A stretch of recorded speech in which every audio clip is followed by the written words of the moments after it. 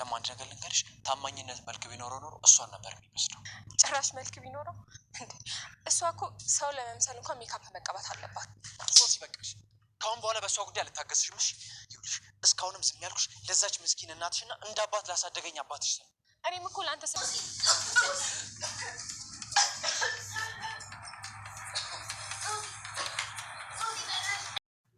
ሰላም ጤና ይስጥልኝ ሀባይቦች እንዴት ናችሁ? ሰላም ነው ወይ? በያላችሁበት የዓለም ዳርቻ በሙሉ ሰላማችሁ ብዝዝት ይበል። ቆይ ከዛ በፊት ግን ማለት ነው ከመዲያም ኩሽና የኢድ ዋዜማ እንዴት ነው? ኧረ እንዴት ነው ከእናንተ ጋር? እናንተ ሳትነግሩኝ እኔን አልነግራችሁም ማለት የተዘበራረቀስ። በነገራችን ላይ ትናንትና ነው ዛሬ ይሆናል የተባለው። እንግዲህ ትናንትና እንደሽ ስንል ነበረ። እንደገና ቀን አይደለም ሌሊት ላይ ነው የሰማነው። ለማንኛውም ሀባይቦች በያላችሁበት ዓለም ዳርቻ ፈጣሪ ይጠብቃችሁ። እንግዲህ ኢዳችሁም አሪፍ እንደሚሆን ተስፋ አደርጋለሁ። እኛው በየአመቱ መዳም ኩሽና ሆኗል እኛ እያከበርን ያለ ነው። አልሐምዱሊላህ ማናየበት ብላችሁ ነው። አዎ አልሐምዱሊላህ ከማለት ውጭ ምንም ማለት አንችልም። እንግዲህ ዛሬ ደግሞ ጀግናዋን ሰኒ ይዤላችሁ መጥቻለሁ። ፈታ እያልን እንቀጥላለን ማለት ነው። ሀባይቦች ግን እናንተ ሰብስክራይብ ባታረጉም እስቲ እኔን ይከድል አድርግ ማለት ነው። ለማንኛውም ሀባይቦች እንግዲህ ሰኒ ከቅናቷ የተነሳ ቆይቺ ደግሞ እየተገተተች የቀይ ጅል እየተገተተች የመጣችው የሰኒን ትዳር ለማፍረስ ነው። እንደ ጉድ በሰኒና በሙስ ላይ እንዲያውም የመጣ ሰዎች በቃ አላበቃሉሳ። ለማንኛውም እንግዲህ ሰኒ ስለማትበገር እንግዲህ ቁንጮጫዋን ይዛ አባራታለች እንደምንም ብላ። እሷም ደግሞ እንግዲህ ስለተናደደች መታ አረ በድንጋም ልጎብርባት ነበረ። ጎብራባት ቢሆን እኮ አሪፍ ነበረ፣ ዴና ታርፍ ነበረ። እንዲሁም ደግሞ እንደዝናት በሚል ስም ድጋሚ ሌሎቹ እንዲያይመጡ ታደርግ ነበር። ነገር ግን አልቀረላትም። በሚቀጥለውም እንግዲህ ማንቁርቷን ይዛ ጸጉሯን ይዛ አንጨፋጭፋ ለቃታለች። ሰኒ ጋ የመጣ ሰው ከባድ ነው። ለማንኛውም እንግዲህ ሰኒ አኩርፋ ወደ ቤቷ ተመልሳ ነበረ። በነገራችን ላይ በዚሁ አጋጣሚ ዛሬ ገና ታቆማችሁበት ቀጠላችሁ ስትሉ ነበር። የሰኒን እኮ ድንጋይ ለማየት ነው ይሄ ሁላ። አዎ ሰኒን ለማየት ነው የምትሉም አላችሁ። ሁኔታዋ እኮ ደስ ስለሚለው ባይዘው ማለት ነው። አይ ከካሜራ ጀርባን ቢሆን ብዬ ተመኘሁ። ለማንኛውም እንግዲህ ለብር የማይደረግ ነገር የለም፣ ለዶላር ጉድ እኮ ነው። ለማንኛውም እንግዲህ እሷ ያው ተናዳ ነበር። ምሳ ይዛ መጣ ከሌላ ሴት ጋር ምሳ ሲበላ ብታየውም በጣም ስለተናደደች ይህንንም ጨምሩና ብሩት ደግሞ ተለቀርገህ አጉርሳት ፍቅር መሆኑን እንዲገለጽ ብላ ስትለው እሱ ደግሞ መጎራረስ የሀገራችን ባህል እንጂ የፍቅር መግለጫ አይደለም፣ ለምንድን ነው ሰኒ እንደዚህ የምትሆኝው እያለ እንግዲህ ለድምፄ በጣም ይቅርታ ጆከር ተከትሏት ቢሄድም እንግዲህ እሷ ማናገር አልፈለገችም ማለት ነው። ለማንኛውም ሀባይቦቼ እስኪ እንግዲህ ምንድን ነው የምታደርገው ሰኒ በድጋሚ? ይህንን አስመልክቶ ደግሞ የድሮ ባሏ ወይም ፍቅረኛዋ ክብሮ መጥቶ ነበረ። እንዴ ሰኒ ናፈቀች እንዴ ብሎ ወንድም ተብዬው ኪራ ቢጠይቀውም ኪራ ብትተወይ ጥሩ ነው፣ እኔ እንዴ የረሳሁትን ነገር ከልቤ ለማውጣት በጣም ብዙ ጊዜ ይፈጅብኛል ብሎ ተነስቶ ጥሎት ቢሄድም እንግዲህ ምን አለ እንዲህ እሷ ቢቆርጥልህ። እሷ ተስፋ ቆርጣ ሳይሆን ቆርጦላት ተቀምጣለች።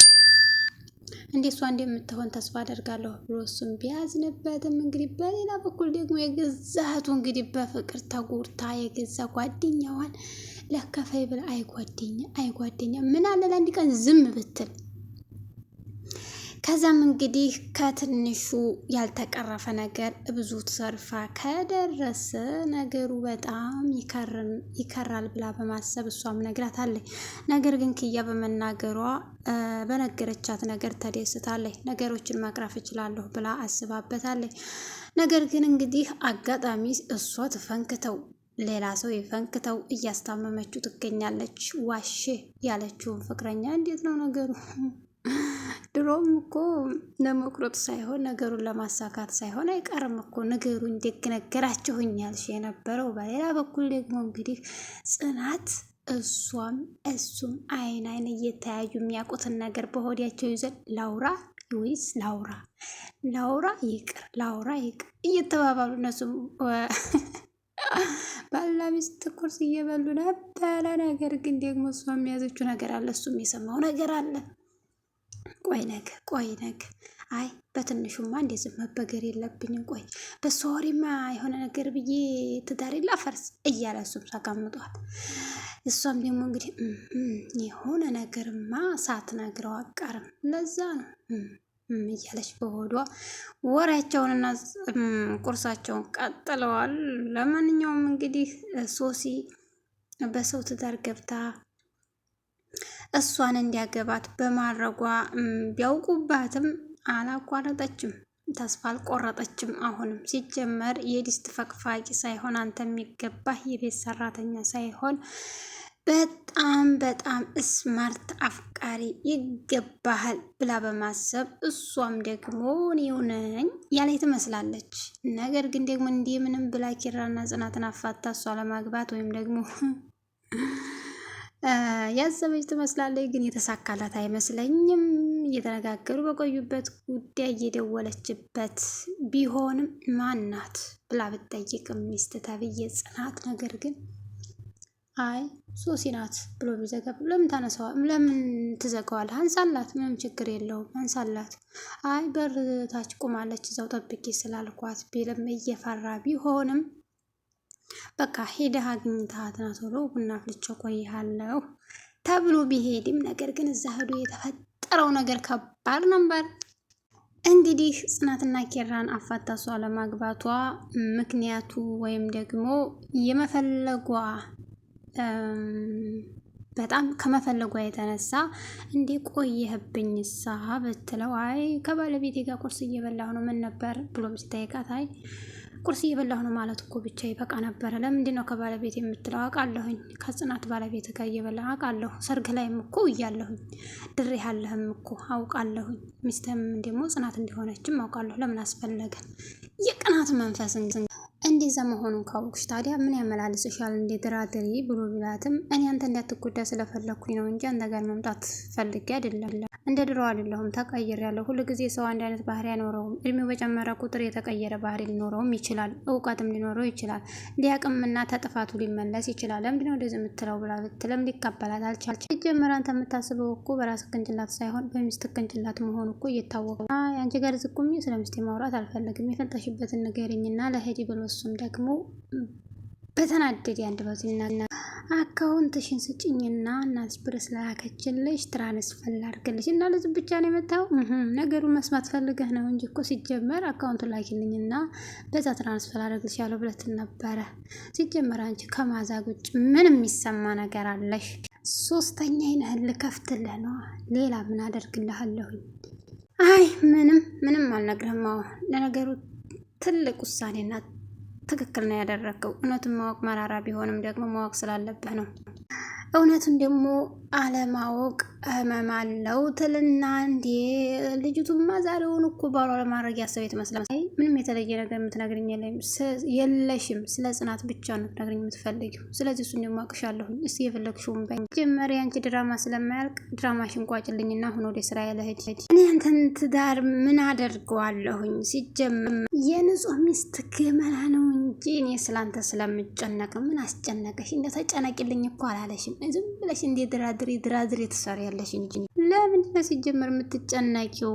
የኔ ትዳር እኮ መናወጥ ለአንቺ በጣም ደስታ የሚሰጥ ነገር ነው። እንዴት ተጨነቅሽ? ለምን የማይመስል ወሬ ባታወሪ ጥሩ። አንተ ጽናት ጭምብል አድርጋ እየተጫወተችብህ ከአንተ ለአንተ የሚገባ ከጽናት የተሻለ በጣም ጥሩ አፍቃሪ ሴት ነች የሚሻለ ብላ። ቆይ እንዴት እነሱ የሚሻለው ነው የምታውቂው ከአንቺ? በነገራችን ላይ ይሄን ካንቺ ተሰማሪ ትሬት ነው የምልህ። በአንድ ወቅት ትዳሬን ለማናወጥ ወይም ደግሞ ህይወቴን ለመጥበጥ የምትተጋ ሴት ዛሬ ስለኔ መጨነቅ ማለት የማይታሰብ ነው። ቆይ እኔ እኮ ስለ ጽናት ምንድን ነው ምን ታርግሽ? ውይ አረ እንዴት ያለችው ቅንቅናም ናት። ለማንኛውም እንግዲህ አንተ አንገትን ደፍተህ ስታለቅስ አፌን እየመጠጥኩኝ እንደማናቸውም ሰው እንደማልፍህና ወይም ደግሞ ረግጬህ እንደምህር ተስፋ አደርጋለሁ ብላ ተስፋ አድርጋበት ብዙ እንደዚህ አቃብለሽኝማ መሄድ የለብሽም። እኔ እኮ ጥሩ ሰው ሆኜ አልከኝ፣ ጥሩ ሰው ሆንኩ ለመሆን ሞከርኩኝ፣ ግን ሁለታችሁም ገፋችሁኝ። ምንድን ነው የምትለኝ? ለማንኛውም ሳይነቁ ነቅተህ ሲተኙ ነቅተህ ሳይነቁ ነቅተህ እንደማትሆን ተስፋ አደርጋለሁኝ።